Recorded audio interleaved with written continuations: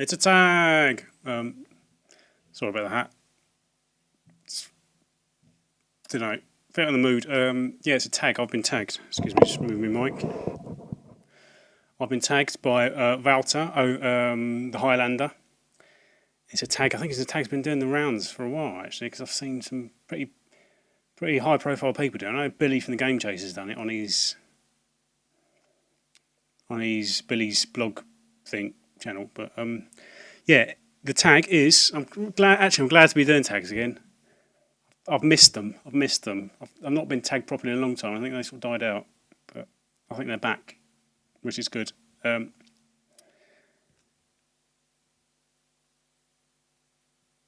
Yeah, the tag is. Excuse me, itchy nose.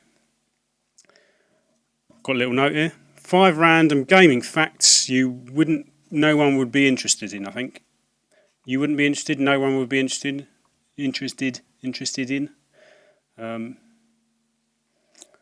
So it's just 5 random facts, just like Wouter said.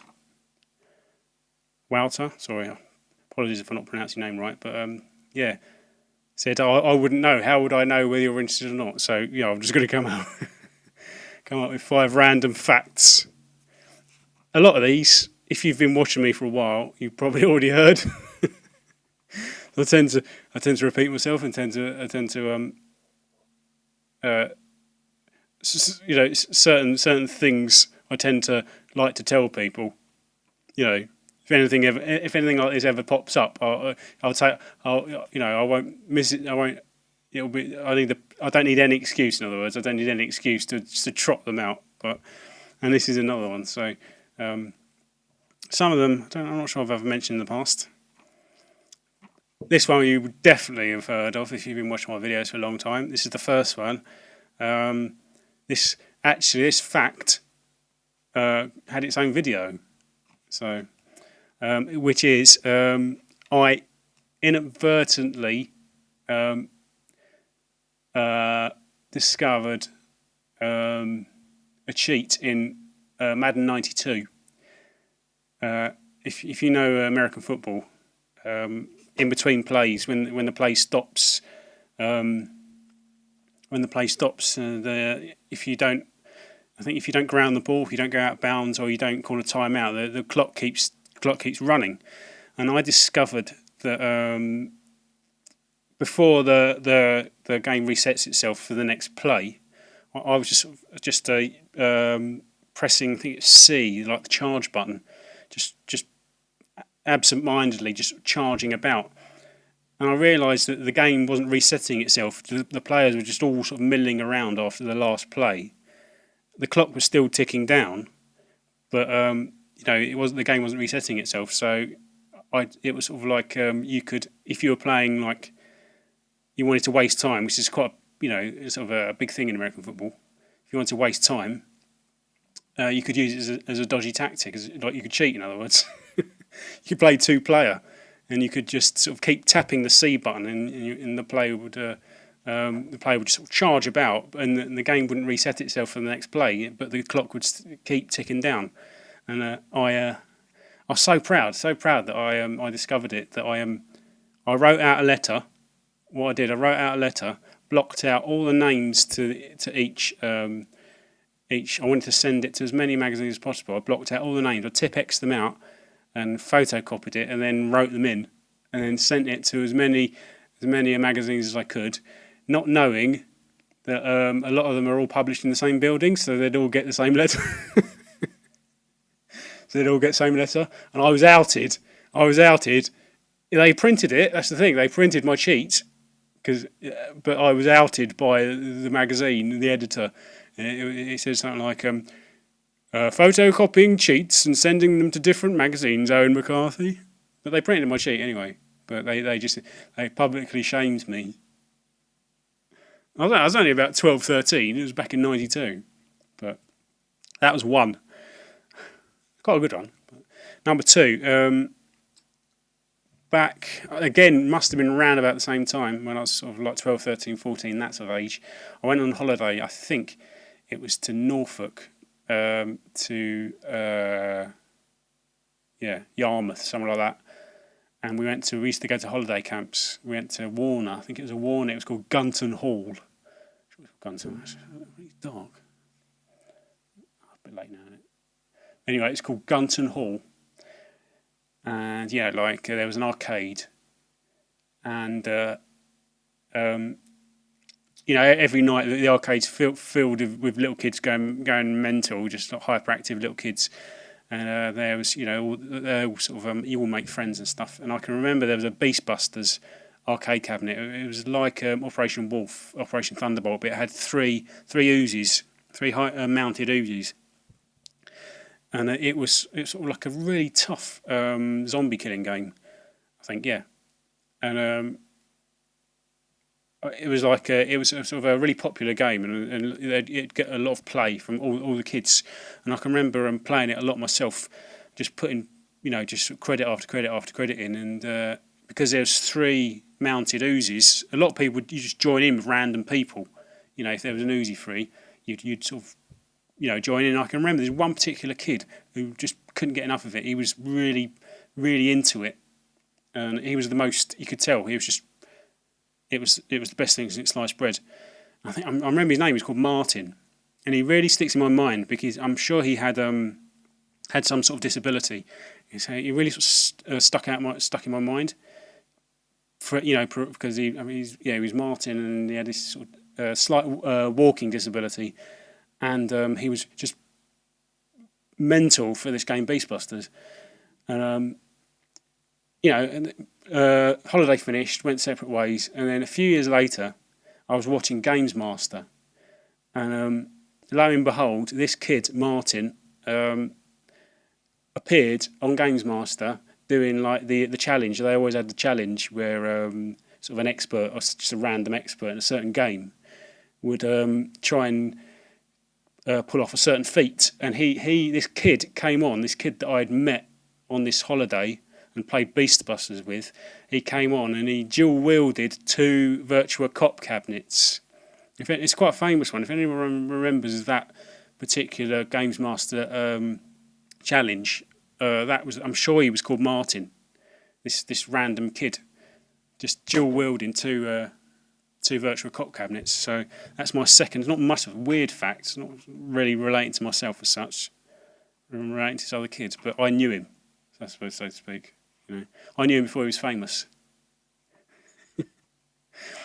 Number 3, I've never played a copied game or owned a modded, chipped console. Never. My first ever experience. Excuse me. Oh, it's too late. Why not do that at the beginning? My first ever experience. No, actually, no. My first ever experience of PS1 was round with a friend of a friend's house, and I didn't really know the guy. Bit of a knob by all accounts, and he was there with his mates, and they were playing on this PS1. I'd never seen a PS1 before. I'd never seen it running. I'm sure it was one of the football games, like Actua Soccer or something, or Adidas Power Soccer, or Olympic Soccer, one of those. And they had the lid open, and the discs were gold. I remember that. I think it was the underside of the disc was gold. But that's the only experience, the closest I've ever got. I didn't get to play it, obviously. Didn't get to play it, no. Wouldn't let me play, wouldn't let us play. We just had to stand and watch. Bastards. Not bitter. I've not carried it with me all these years. But I've never played a chipped console or a copied game. I can remember having my PS1 and wanting to get it chipped, and hearing all these people who had got them chipped, but not having any idea where to go to get it done. Who do you approach? Because it's a little bit shady, isn't it? Who do you approach? I don't know anyone shady. I didn't know anyone shady. I didn't know who to approach. I think there was a vague idea that you could go into Game Station, sort of whisper to one of the people behind the counter, and they'd sort of take you out the back and put you in contact with some shady mate of theirs. I don't know, but other than that, I had no idea. I mean, where did everyone get their consoles chipped or modded? I had no idea. So I've missed out. I'm gutted. I'm just I feel like I've got part of me missing. Uh, Sorry about that. Yeah, so I've never played a chipped or modded console. So I'm not that I'm bitter. It's another number four, another holiday arcade story. The only ever the only arcade game I've ever beaten. This is another one that I've spoken about a lot. So again, if you've been watching my channel, you would probably already know this. But the only arcade cabinet I've ever beaten was on holiday to Dorset. I think it was Pontins this time. On holiday to Dorset, I had a big Radmobile machine in the arcade, and it was just the big money sitting, and it sort of tilts. And for years, I didn't know what the game was, because all I remember is it had a little Sonic wing rear view mirror ornament that would rock, because the game one of the selling points of the game is the you go around all these banked turns, and the car sort of tilts as well as you're going around these banked turns, and the little Sonic thing hanging from the rear view mirror just sort of rocks as you go around the banked turn, and that's all I could remember of it. But for some weird reason, I'd had a few goes before that, but one day I just got in it, I fancied a go, somehow just breezed right through it, one credited it, and I got like a little audience, a little audience of little kids who thought I was really good. They had no idea it was a total utter fluke. And I just remember the game. I think when you get beyond the stage, I think it's all timed, isn't it? Like time limits. You get beyond the stage, and I think there's a split routes. I don't know, but there's shortcuts you can take where you can go in between these tyres. They're almost like hidden routes. I think I must have seen someone else doing it. And they're like hidden routes, and you can sort of jump a stage. You just sort of drift over. You can't really see them. You just drift over, and you've jumped a few stages. And I did it like that. I think I must have done that 2 or 3 times, and somehow I completed it. And the only downside is that when you get to the end, is that there's a policeman. I'm sure there's a policeman there, and he sort of congratulates you or something, but he tells you you didn't do it. You didn't do it legitimately because you cheated. It's not like I'd gone from all the way through the stages. I jumped sections by using these shortcuts. So, and then the policeman at the end tells you so that you didn't do it properly, sort of thing. So, yeah, that's number 4. Number 5, I've owned 2 SNESes in my life that for a total of 8 months. The first one was between 2 Mega Drives. I can't even remember why I got rid of my Mega Drives. I think that one must have been about 15, 16 when I got my first SNES, or maybe even a bit older, maybe 17. No, 18, probably near 18 actually.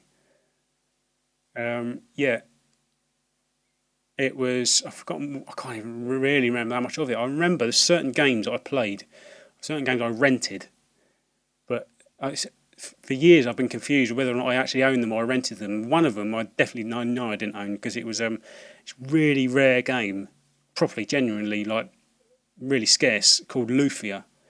I remember renting that because it stuck in my head, because you start off with these 4 main characters who are already leveled up, and it's just sort of like a prologue, and they've got like red.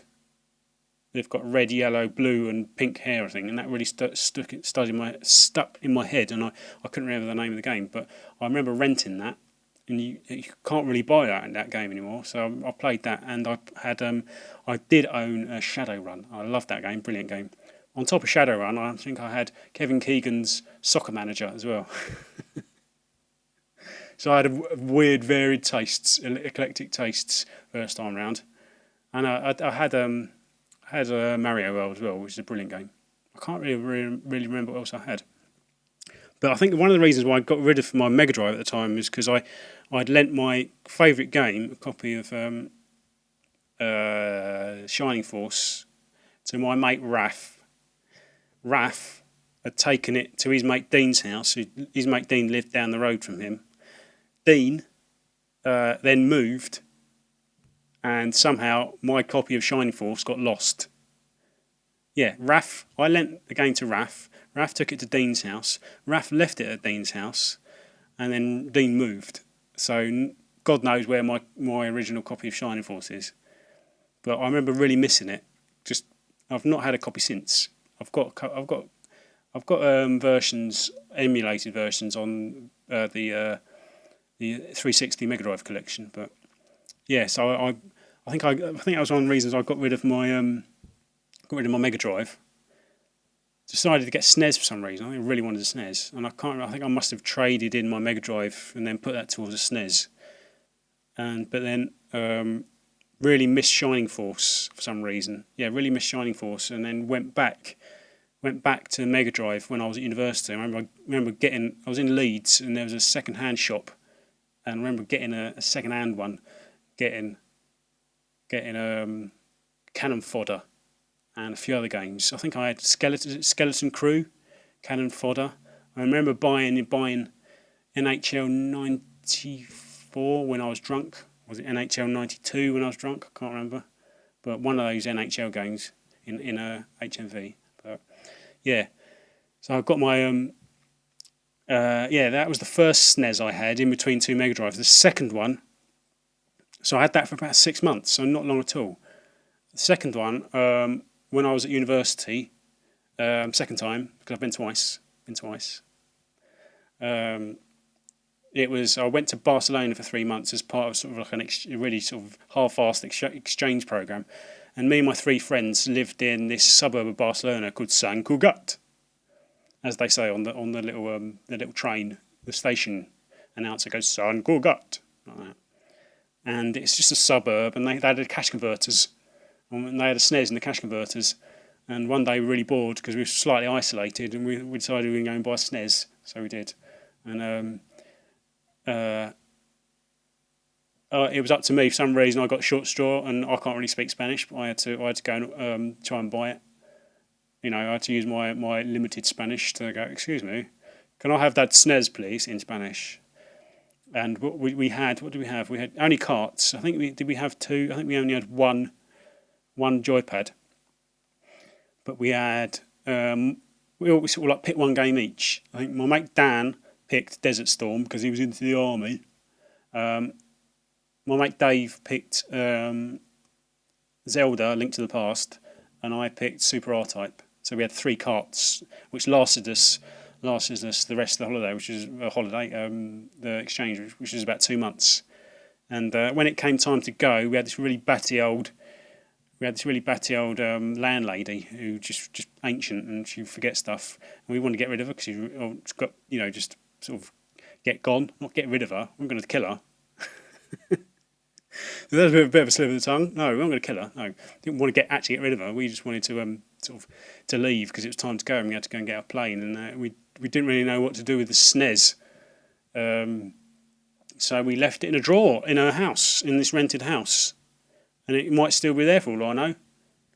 So I just sort of ditched it. So some lucky bastard has got a SNES just in a drawer. Whoever rented that, she didn't deserve... This old lady didn't deserve us leaving our SNES, but she got it anyway. But if only I should have chucked out some clothes and just carted it back with me. But I wasn't really into sort of retro gaming back then.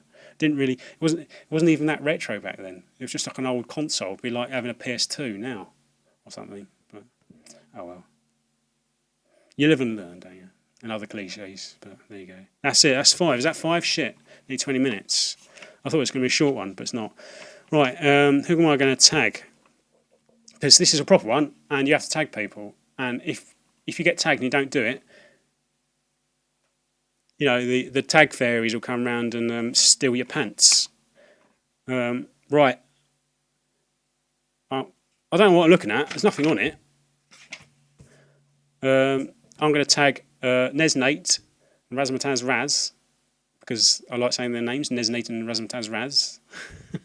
And Shock 16 can do it as well. There you go. Those three.